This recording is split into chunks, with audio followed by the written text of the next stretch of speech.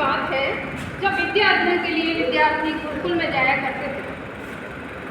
जैसे कि हमारे भगवान राम और भगवान कृष्ण भी इसी तरीके की गुरुकुल में शिक्षा ग्रहण किए थे। शिक्षा पूर्ण होने के बाद घर आते थे। एक बालक था भरतराज। जैसे जैसे बड़ा हुआ उसके पिता ने उसको भी गुरुकुल में शिक्षा ग्रहण करने के लिए भेज दिया। भरतराज वदन से हृष्ट-पुष्ट और सुंदर मुख वाला बालक था। शीघ्र ही अपने गुरुजनों का बहुत प्रिय शिष्य बन गया।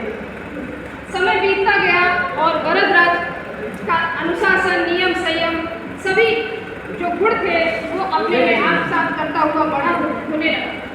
परंतु गुरु जी की पहली नजर उसके विद्या अध्ययन पर थी। भरतराज का पढ़ाई में मन कम लगता। वो बालक चंचल मन का बालक था। उसका चंचल मन उसके शिक्षा ग्रहण करने में बाधक था। बार बार गुरु जी के समझाने पर उसने अपने मन पर काबू नहीं पाया और धीरे धीरे उसका समय बीतता चला गया। शिक्षा पूर्ण होने का समय आ गया और गुरु जी ने उसकी परीक्षा ले ली। बालक भरतराज ने परिणाम असंतोषजनक दिया। उसके पश्चात गुरु ने रात भर उसकी चिंता में बिताई और सुबह होते ही एक कठोर आदेश सुनाया। भरतराज, यहाँ बैठो, मेरी बात को गौर से सुनो। तुमने मेरे बताए हुए मार्ग का अनुसरण नहीं किया है, परिणामों में असंतोषजनक उत्तर दिए हैं, तो इस कड़क आदेश का तुम्हें पालन करना होगा। भरतराज, इसी समय अपना सामान बंद बांधो और अपने घर वापस चले जाओ। वापस जाकर के अपने पिता के कामों में हाथ बटाओ।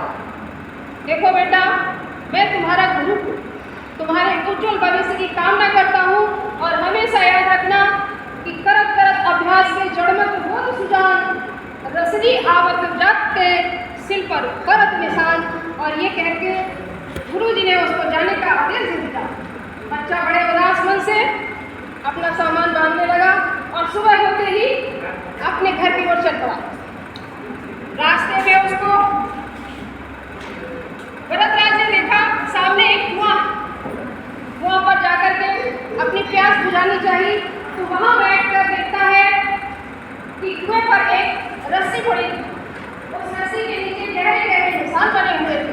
फिर नीचे घड़े के नीचे भी उसको गोल गोल गहरे गड्ढे दिखाई दिए।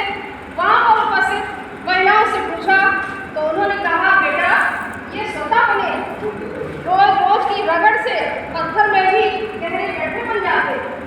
उसी समय एकाएक भरतराज के मस्तिष्क में एक विचार बिजली की तरह पहुंच गया और गुरु जी की दी हुई वो सीख स्मरण किया।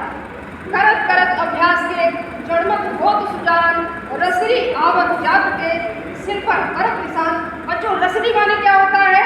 रस्सी होता है। और सिर माने क्या होता है? पत्थर होता है। और भरतराज के मन में आशा की किरण जाग गई और घर में जाकर के वापस वो आश्रम की ओर चल पड़ा। आश्रम पहुंचकर भरतराज को जैसे ही उसके गुरु ने देखा, अरे भरतराज वापस आ गया, क्या बात है भरतराज, क्या तुम्हारा कोई सामान यहाँ पर छूट गया था? भरतराज ने कहा, जी मेरी विद्या यहाँ पर छूटी, मैं अपनी विद्या को वापस लेने आया हूँ। अच्छा, तुम विद्या वापस लेने आए हो? जी गुरुजी, और पूरे दृढ़ निश्चय के साथ आया हूँ। गुरुजी के चरण वंदन करते हुए भरतराज कहने लगा, धन्य है गुरु, आपने वो सीख दी है जिससे मेरी आंखें खुल गई हैं, मेरे ज्ञान खुल गए हैं और अब मैंने दृढ़ निश्चय किया है कि आपके पाठों को याद करते हुए मैं निरंतर ऊंचाइयों की तरफ आगे बढ़ूंगा। और जानते हो बच्चों, यही भरतराज बड़े होकर के मेहनत करके संस्कृत के प्रकांड में विद्वान बने।